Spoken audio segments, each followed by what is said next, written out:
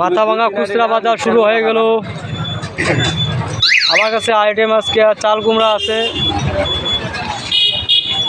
ঝিঙে আছে, মূলো আছে, বৈকুচু আছে, পটল আছে, শশা আছে, বাঁধাকপি আছে, পেঁপে আছে, লঙ্কা আছে, কোয়ার আছে।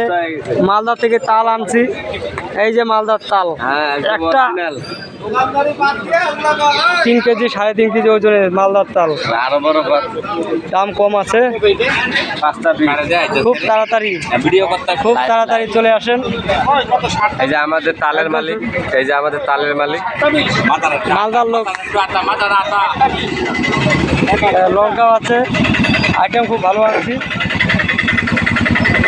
যার যেটা লাগে আসেন, সস্তা আছে এখানে।